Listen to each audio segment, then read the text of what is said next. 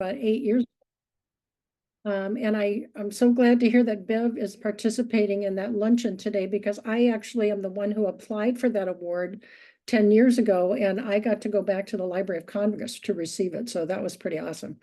Okay, well, so here's the deal. So I've been working since I retired on a project I started while I worked at the state library. It's called Get Involved, powered by your library. And the idea is to help libraries do a better job of engaging volunteers by giving you resources and support. And this spring, every spring I do a little needs assessment survey of my big listserv, about 900 people on the listserv, and ask them, how can we help? What else do you need?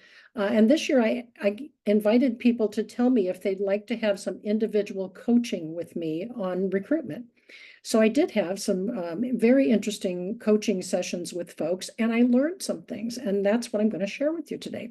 I learned that there are a number of things that people are not doing that you should be doing. These were trends I saw in this work that I did. And the number one thing was that it's very difficult to find how to volunteer on most library websites. So I'm going to show you a couple of good examples, but this is something you need to look at your website about and see if you can fix. Because most people, that's how they either go through Volunteer Match or they come to your website to look for volunteering. And I am always frustrated at how difficult it is to find it on most library websites.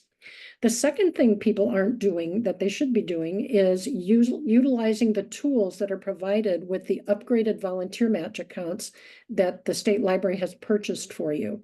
Now, if you don't know about this, or if you have questions about it, my email will be available. I'm going to send these slides to Alice and she will get them out to you later. My email will be available, and I'm happy for you to ask me questions about the upgraded accounts. I'm also happy for you, if you're interested in having a little individual coaching on recruitment, I'm happy to do that. So, so just know that that's a possibility. But the other thing I see people doing, and this was a common thing across everybody I worked with, well, there was one exception, I have to say. She was doing all of this. People forget that you can reach out not just to current volunteers and ask them if they know somebody, but you can reach out to past volunteers, even people who haven't participated with you for a while. They may be able to refer somebody to you. But again, you've got to give them a good link to go to, right? To be able to help those people themselves or whoever they're referring find out what it is you need and apply or get in touch with you. Second, I very rarely see library social media postings about volunteering or about needs for volunteers. So I think you're missing the boat if you're not getting information onto your library social media accounts and also into library newsletters. I don't get as many of those as I see social media postings, but think about using those. A lot of people still aren't using local newspapers. I know a lot of local newspapers are gone, but they often have a website where they have a place to recruit. Or if you can post on other local websites of like-minded people or other volunteer organizations or whatever to help people understand how to access you. And don't give up on those community events. I mean, I've talked to people who go to farmers markets and, other kinds of recruitment events or, children's events for families. Don't give up on that. Even send volunteers to that if you don't have the staff time, which would not surprise me if you didn't. Don't give up on speaking at local service clubs. They have to have a speaker every month of the year. All those service clubs, the Elks and the Lions and all the animal clubs and the Seroptimists, all those people. And think about partnerships for recruitment. There may be other organizations in your community that aren't libraries, but they get volunteers they can't use, and you get volunteers you can't use. So if you know the other libraries, the other organizations in your community, you might talk to them about what you're looking for and ask them what they're looking for so you can refer people. Or partner with another organization that has an interest in the same service. I remember back in the day, the person at the Sacramento Public Library had a relationship with the Adult Regional Center. Is that still what they're called? And she would train their staff and family members to be volunteer tutors for their students who were trying to increase their reading skills. So think about if there's some logical partnership there. And finally, don't forget about virtual volunteers. I think during the pandemic, some of you all waded into that. And what I just heard from Volunteer Match the other day, that's still a very popular thing. People got into virtual volunteering during the pandemic, but still about 20 to 30% of all the people who search for a volunteer opportunity are searching for a virtual one. I know this was very helpful to library programs in the rural areas during the pandemic because it allowed them to reach beyond their community and find people in the Bay Area or in Chicago who were just looking for a way to be helpful, and they can tutor just as well online as people in your own community can tutor online. So think about that. And then I said I'm going to send you these slides, but that last little link is, I just found this. It's like a 3-minute video reminding you of all the ways to volunteer. Because I think when people hear from me, they think I'm just promoting Volunteer Match. Here's the deal. Volunteer Match is one piece of a full volunteer recruitment plan you should have. There are a number of things you should be doing. Don't rely on just one. And above all, don't just rely on recruiting people who come to the library. You want to reach out way beyond that, and these are the ways to do that. I wanted to show you some great examples of library websites that I found. I couldn't find very many. So I'm going to click on it so you can see it. Here's the Hayward Public Library. Can you all see that? Right here at the top, it says get involved, right? You can click on that and it takes you to the Library Commission, the tutoring program, the after school English conversation leader. So that was really nice to see that immediately right away. And the second one was Moreno Valley. And what is so interesting about this one, it's kind of odd that it's under policies and volunteering. You see this, but it's right on the front page. There are very few that I find on the front page. And when you click on Volunteer Match, this takes you to a page that is all their library volunteer opportunities. And here's the thing. It takes them right to their opportunities on Volunteer Match. And this page is actually generated by Volunteer Match. This is one of the free tools you have from those upgraded Volunteer Match accounts that we've given you. If you don't have a volunteer page on your website, use this tool. It's called Promote Your Opportunities. And if you don't remember that, just email me and I'll help you find it. But it looks just like this Moreno Valley website, right? You can't tell that it's a separate page from there.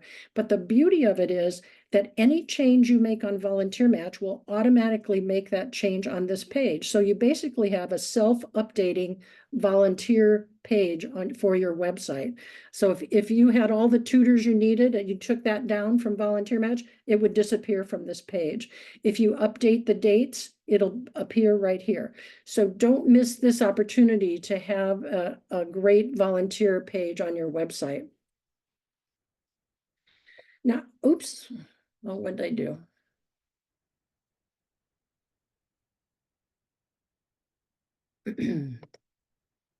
So I wanted to show you a couple of what I think are really good postings on Volunteer Match looking for tutors.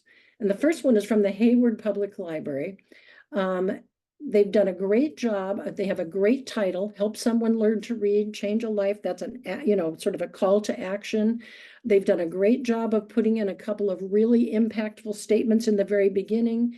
They haven't put too much text in here. They have a wonderful photo of what it looks like to be a volunteer in the position. You don't want to have a picture of your library or your logo there. You want to have a photo. And if you don't have a photo, I have photos in the clearinghouse that are free to you, and I'll show you how to get those. But the other cool thing they did is you can have a photo and a video. And I have these 25-second videos that we created for the 30th anniversary of CLLS. And it's easy to upload them right to Volunteer Match. I'm going to play this one for you. See if you can hear it. It only takes a few seconds. People that can read take that for granted. Just comes to them naturally. But me, it's different. I've always wanted that. see how that could make such an impactful, oh, I did it again. An impactful impact, I guess, on a volunteer because they can see what the need is. And this is Lake County. Again, they've done a really nice job. Great photo, great title, great write-up. And this 20-second video is from the tutor's perspective.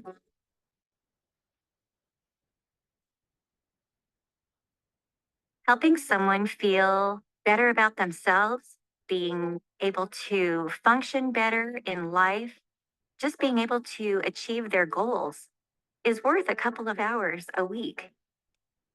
So I hope what you see from that is how impactful having that additional information can be on your volunteer match opportunities.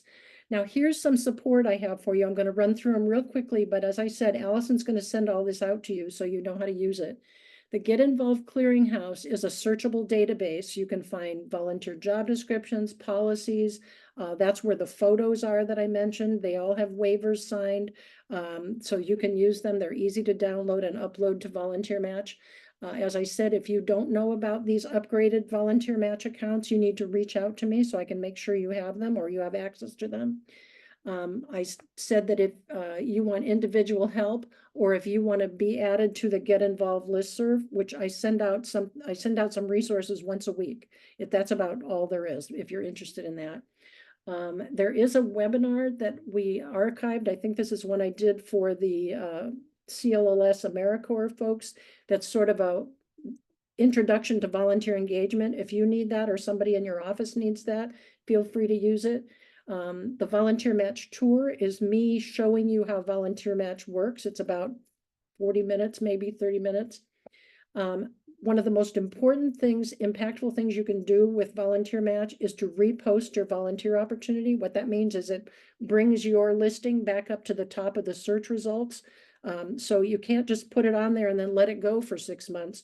You need to go and repost it periodically to make sure that it gets to people. It makes it way more visible in the search results. And that's the instructions for how to do that. Get Involved also provides free webinars. There's 3 we have scheduled so far for this year, and you'll find how to register for them on the clearinghouse in the box called Upcoming Events.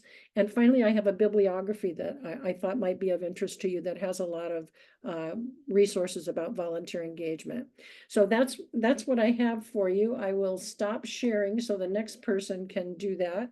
And thanks. I hope that was helpful. I am Esperanza Gutierrez, the literacy program assistant at the Watsonville Public Library, and I'm gonna be sharing how I am recruiting learners and some volunteer tutors. Victoria, my co-worker, and I are recruiting learners at the farmers market. We go every other Friday. We take flyers, we promote the program, we talk about what we do in the program. And the community is responding really well. We are recruiting volunteers too and learners. And something else that we are doing, we are recruiting at universities. We are recruiting at UCSC, CSUMB, and we also do not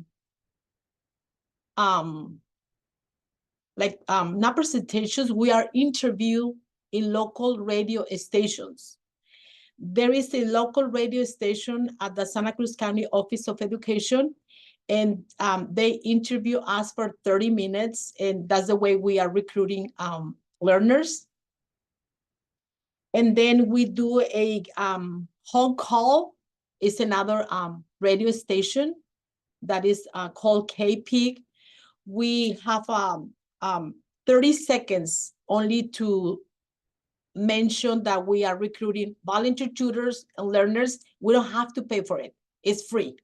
But we have only 30 seconds to say what we need to say to recruit learners and volunteer tutors and the phone number. 30 seconds is nothing, so we have to do it fast. Another thing that we're doing is we have a partnership with Immigration Project, and we are recruiting people who need and want to become citizens. And in order for the Immigration Project to help them to with the paperwork, they need to come to opportunity to read first to register. And then they go back to the Immigration Project and they help. The only thing that we do is just fill out, help them to learn and study the citizenship questions. We have another, we go to the strawberry fields with the Community Action Board. That's another partnership that we have. We go once a month during lunchtime to recruit learners, and people are responding really good too. And another way that we recruit learners, we go to the school district, to the Pajaro Valley Unified School District, when they have meetings, parents meetings, when they have fairs, we go and recruit learners. Something else that we do, we have a collaboration with the Santa Cruz County Office of Education, with Plaza Comunitaria, and that's the way we recruit learners. And something else that we do, like Carla mentioned, we try to recruit tutors through volunteer match, but probably I'm not doing something the way it has to be done, but I'm gonna ask Carla how to do it because I don't have experience in that area. So there are so many things that we can do to recruit learners. And the reason that I'm recruiting learners is because there is a big need here in Watsonville, is where we are. And why do I want to recruit learners with the Immigration Project is because they need the help. And there is another place that I was asked to go and do a presentation. There is a church, but sometimes I don't have time to do all of those things because most of the time I am here by myself. But there are so many things that we can do. And let me see another partnership that we have. Let's see. What else do we have? I already mentioned the radio stations, the farmers market, and the strawberry fields. And I think that's pretty much it. Thank you, Esperanza. I love that you did a great job sharing how like all of the different areas that you can reach learners. Thank you for covering such a wide spectrum. There is a question here. How does your volunteer population look like by age? Most of the people who come here are between 30 and 50. And most of the people who come to the program work in agriculture. I would like to recruit people who work in hotels and restaurants, but they have different schedules. And like I said, I don't have time to do so many things because most of the time I am here by myself. Any other questions?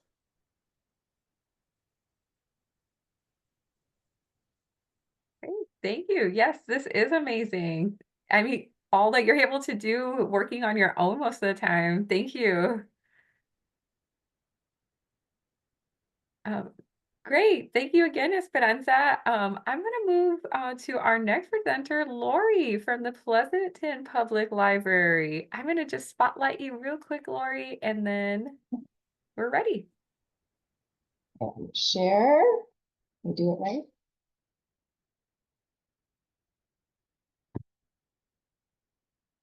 Yeah, I did it right, but I didn't quite do it right. Hold on a second.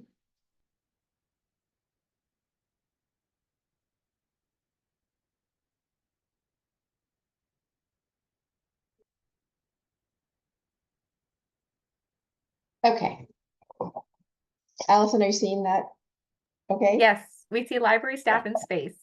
Thanks. Okay.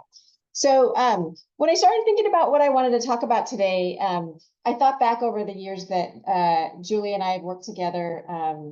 The program was given to us it had been great for a long time, and it had kind of gotten slower because we didn't have a library permanent staff member working on the program. And so we really looked initially at what I wanted to call low-hanging fruit, but low-hanging fruit assumes that it's easy, and this wasn't really easy. It took a lot of follow-up. So we took some time to really focus on our library staff and space.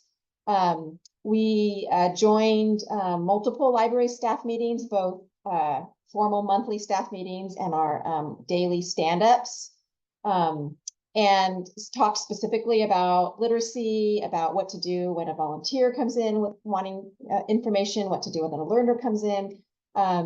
And we've just really kept them informed as we've modified our program and made it more streamlined. So our goal was really to empower our coworkers to speak for our program when we can't. And whether that means we're not in the building or, we're just, it's an easy question, and we want them to feel confident and giving the right answer, giving the right contact information. In association with that, we did some flyer translations into 6 languages, and reminding our staff about the language line. If they're talking with someone who they don't speak the same language enough to communicate enough to talk about our program. And then we always try to tag along when our library does outreach. That seems like an easy thing, but we get forgotten all the time, and it's nothing personal. They just don't think about us. So we always have to advocate for ourselves and say, hey, I see you're going out to the farmer's market next week. Can we go with you?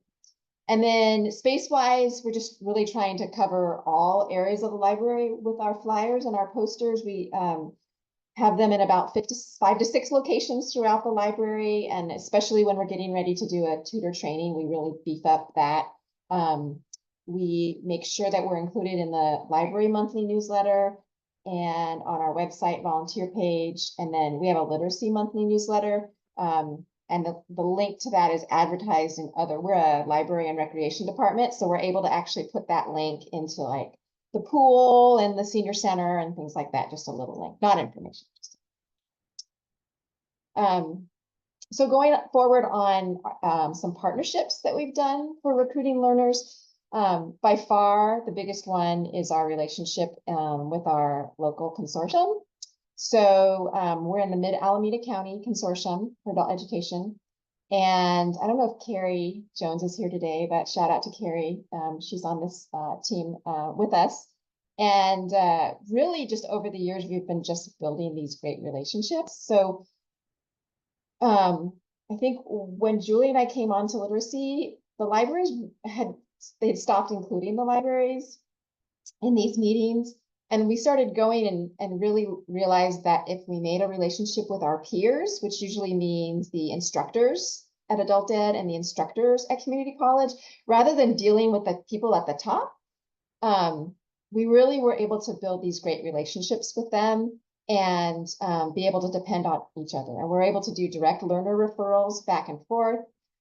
We've been able to schedule with them to have them bring their classes to the library for tours, or for us to go to their classroom to visit. We do some cross promotion of programs to serve all the programs. So right now, I think it's Livermore Adult School has citizenship class. Las Positas College does an ESL open house every year that we all attend. We have provided some in-service training and invited all the instructors at the other organizations to come as well. And then we have, our group has annual projects. And so I want to show you one of the things we worked on last year, and that's this Where Can I Learn English in My Community document.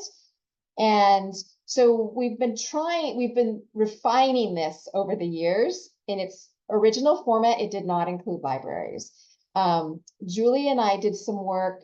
We actually had a poster session at CLA in 2018, I think, that had another version of this. And then this past year, our MAC work team worked to update this.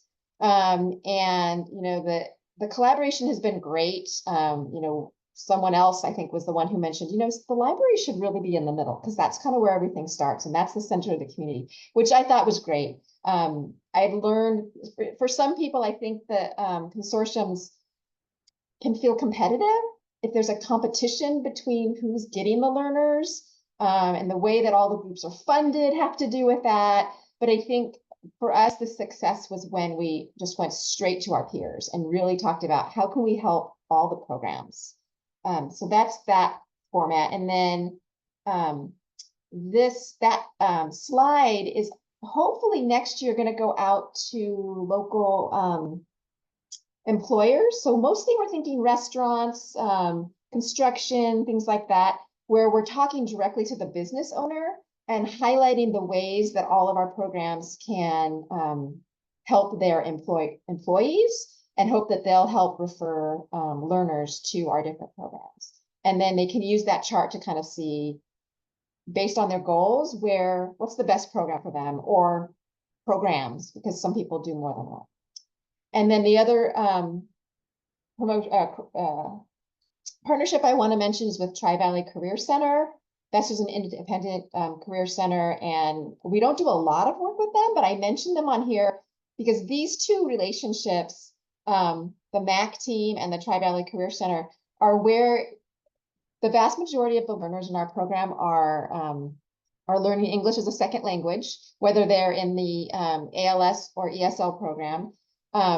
And we're always trying to find ways to recruit native English speakers who want to improve their reading and writing. And both of these are where we met our two native English speakers that are in our program right now. So I feel like even if we didn't get any other connections, just that for us, because we struggle so much to find those learners, to communicate with them, to get them in the door.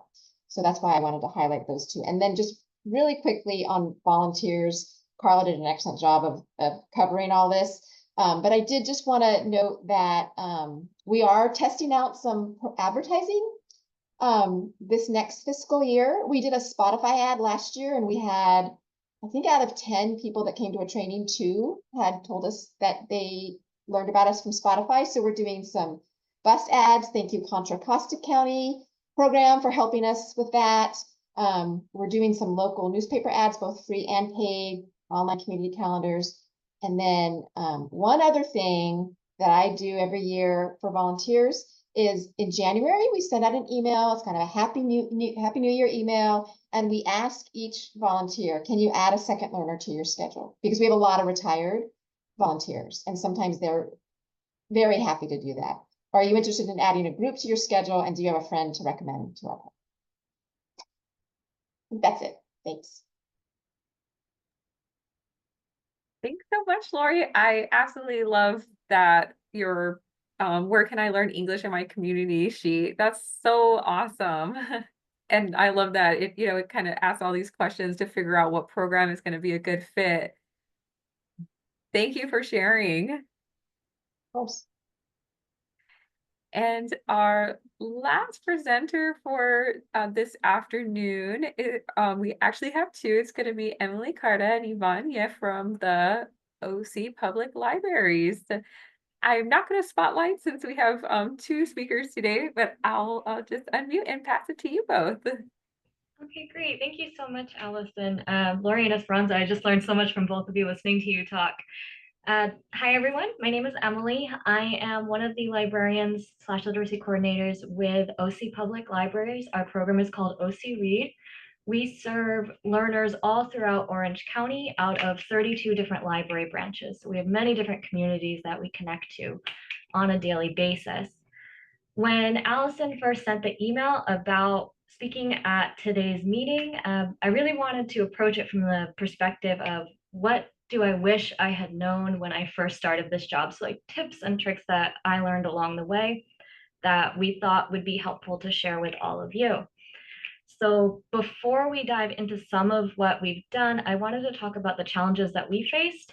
Maybe there's some overlap with your programs that you'll see, but just to kind of inform you about our background. So coming back from the pandemic, we had lost many of our connections to our learners and to our partners in the community who gave us volunteers and gave us learners. And we knew that we wanted to be able to rebuild those bridges because that's how we were going to be able to reach learners again.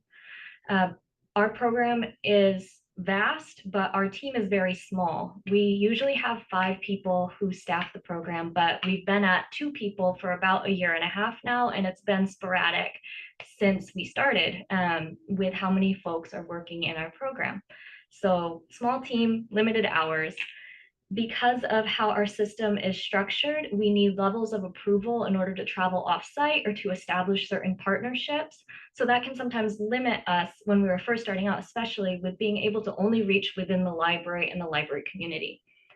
And then I think the most challenging part of recruiting learners in the beginning was when we would contact an organization, they would just leave us on red. They would not reply to us. You know, no matter how we tried to contact them, whether it was email, phone calls, whatever it may be. So we tried a couple of different approaches. The first thing was we thought about, okay, we know low literacy skills are linked to underemployment and to a person's income. So why not look for the organizations that serve the low income population? Those organizations are going to have the most access to this population, and they'll probably know other organizations that have access as well. So we would cold call or cold email those organizations. And in any introductory email we did, we kept everything short and focused really on asking, how can we support them in their mission and how can we support their clients? People really seem to respond better to us asking, well, how can we help you? They liked that we were that connection to the library. And a lot of the organizations in our area were really looking for a way into the libraries. And we're that way in. You know, if you want to do a program, we can find a way to make that work with our adult literacy program or our family literacy program if they're willing to work with us and customize their programming. We sought partnerships that were close to home by walking around the community and flyering. There were a couple of days Yvonne and I went out and we just stuck flyers up at bus stops and on lampposts, whatever looked like a flat surface that would take tape. We contacted other community and county departments that we were connected to and just educated them about what we do. There was a surprising amount of our peers who didn't know who we were, and so it was useful to connect to them. We prioritized attending outreach events set up by organizations who have previously invited us in the past. And by demonstrating that consistency, it really helped those organizations have more confidence in us. And then they were more likely to talk to us, more likely to remember us, and more likely to invite us to things that they were setting up. And when we went to any of those outreach events, family literacy especially walked around and talked to everyone who had a table, handed them our flyer, explained the family literacy program, explained the adult literacy program, all before the event started or like right as we were ending and things were winding down. And usually what we found is the same core group of outreach folks will be at these community events. So if you can become a familiar face to them, a familiar sight to them, you can start building that relationship and get invited to their things too and reach a whole new network of people. So whenever we established a new partnership, we made a point to be transparent about who we can and cannot serve through adult and family literacy. And that helped those organizations have a better understanding of the parameters of our program. And I do think it made a difference telling them we cannot serve like this specific group of folks who fall outside the scope of the grant. I think a lot of programs appreciated that clarity. Once we were a familiar face and a familiar name to our local partners, we were able to reach out much more effectively beyond the library. It really let us get our fingers out into the community all over Orange County.